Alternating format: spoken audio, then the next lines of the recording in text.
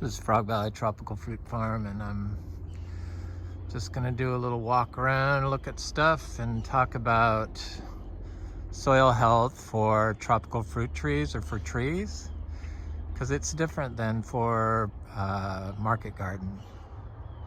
And soil health and orchard floor management and what that should look like in an organic system.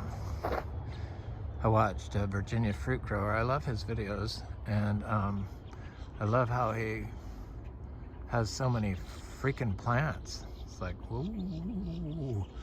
But what struck me, what he first said in his video that I watched recently, and I found, you know, it made me giggle, was the first thing he mentioned kind of was, sorry about the grass being not mowed. But you couldn't even see it because there's so many pots in there. But I found that interesting. That's the first thing that he talked about. It made me think, what do people think when they see this? I mean, it just freaks them out. It just completely freaks them out. Which it shouldn't really bother them, because this is kind of how it looked before we had machinery and stuff. I mean, it wasn't all completely beat down and mowed and driven on. So for soil health, and the number one thing is to not disturb it. So when I watched this Washington State University video, it was good. It was on a controlled college study, of course, because that's the only way they could come up with these things. But what I came away with was they were like pushing wood chips and compost. That's kind of the message I got. They didn't come out and say it, but that's what I got, rather than this. But yet they don't know how to dry farm on sand. Like we do.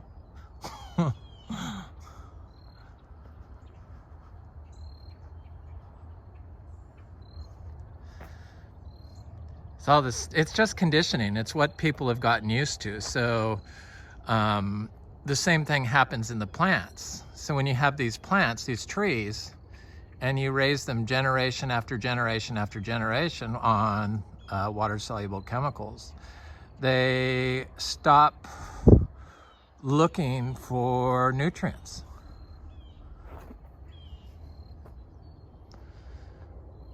Because the way they'd look at them was to form relationship with the other plant roots and stuff growing in the soil.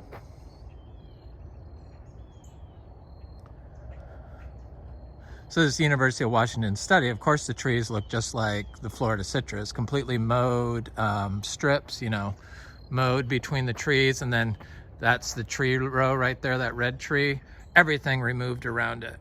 But what they studied was, it was a study on nematodes. You know, nematodes, I guess, are a problem in Florida. Not for us. We don't have pest and disease issues here, because we have healthy soil. It's what I've focused on the entire time.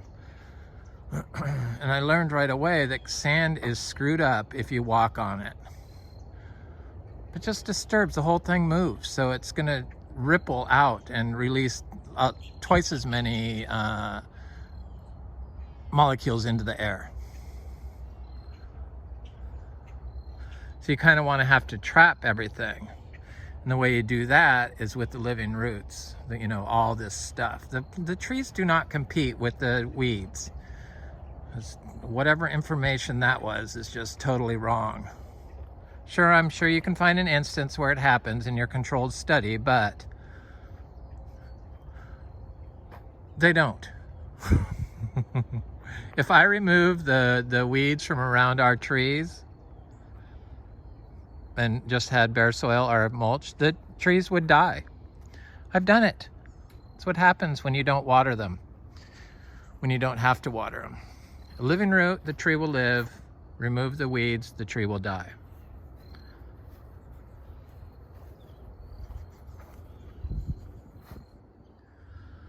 So they have these, like, they called it a soil health thing for orchards for Washington. And then they had this, all the stuff removed from around the tree. And then they had the mowed row. And right there, that's not soil health. So it's like, and then they put on huge piles of like wood chips and compost.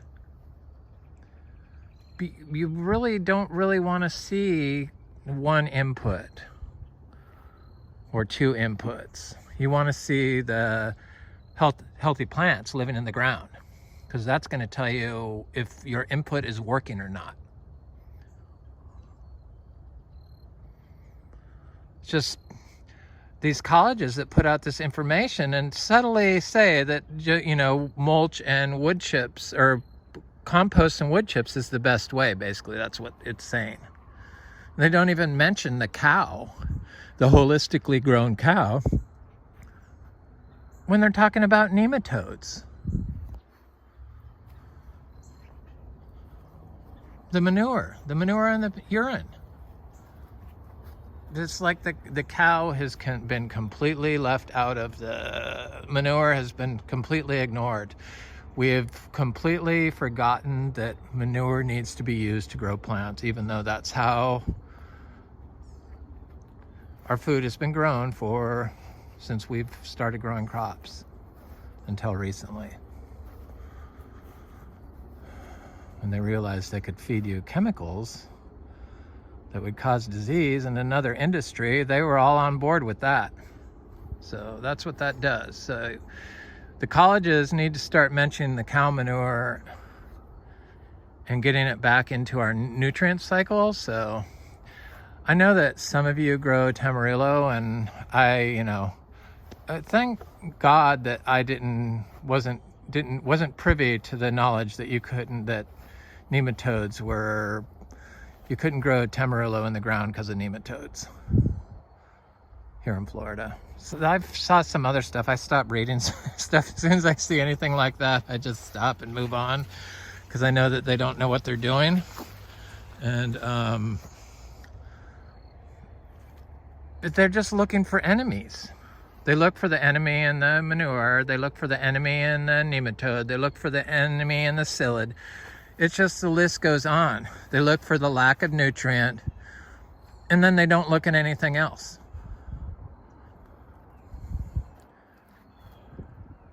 They don't have a wild control. We need to start growing naturally again. Walter Jenny, I watched him on Real Organic Project. This Tamarillo looks like it has a flower forming. Yeah, that's what it looks like.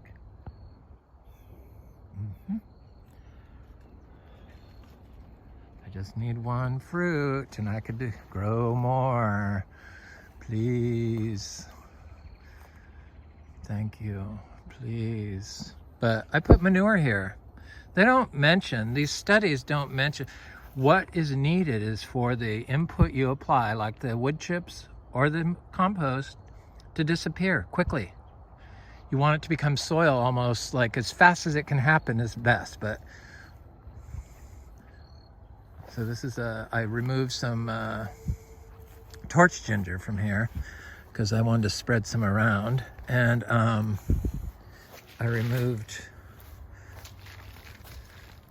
a big chunk of soil, so I put a 50-pound load of daily manure on here. It's mixed with the hay, or the coastal hay, the organic approved hay, and the pine shavings, the organic approved pine shavings that we use for bedding. This disappears quickly here. Like, this will become soil almost immediately. I had one here that completely disappeared. I want to see what the soil looks like here. The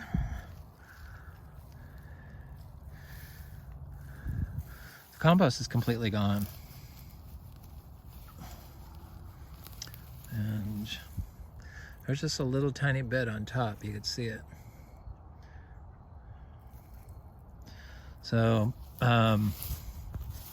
that's what you want. And it's like, we know that the living root puts the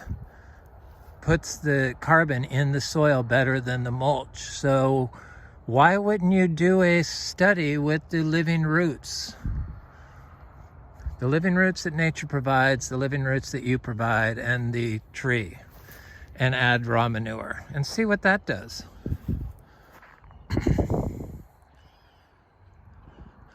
I know Biodynamic wants me to push the compost, the biodynamic compost, but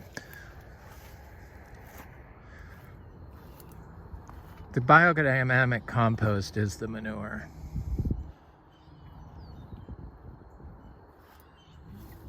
Florida's just so, I don't know, it's biologically active because of it's all calcium. We're on calcium sand, and we have unlimited water underneath pushing up. And then we have moisture from the ocean that comes in at night. So all this stuff catches moisture, all this carbon, because the carbon holds the water. That's why when the carbon molecule breaks off from reduction, it releases carbon dioxide into the air and water.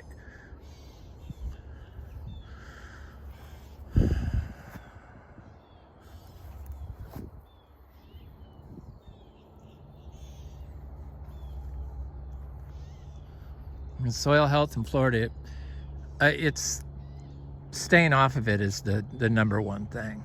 And then so when I see a soil health thing done and they have a mowed area and no plant roots growing with your trees, I'm not sure what they're afraid of there.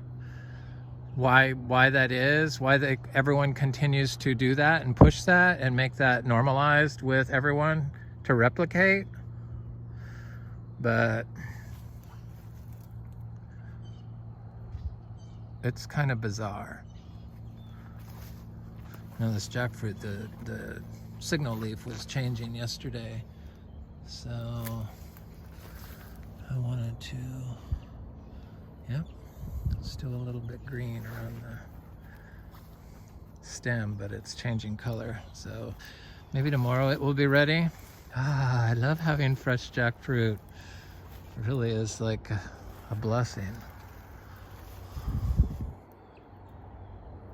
Yeah, people get normalized to stuff just like the plants that, some of the plants that they grow on their chemicals get normalized to the chemicals and stop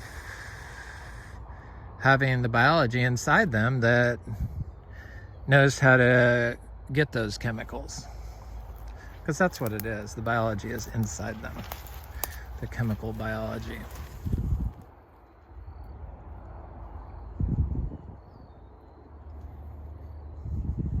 Yeah, you can grow bigger, faster, and healthier, more productive trees if you push them to their death really quick. But trying to grow a natural system,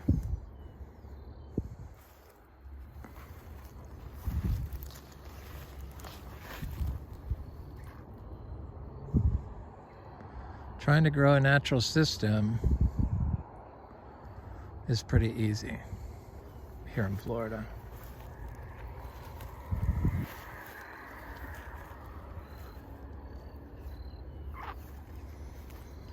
Anyway, this is Frog Valley Tropical Fruit Farm, and I just want to talk a little bit about soil health, orchard floor management, what it means to me. Have a good day.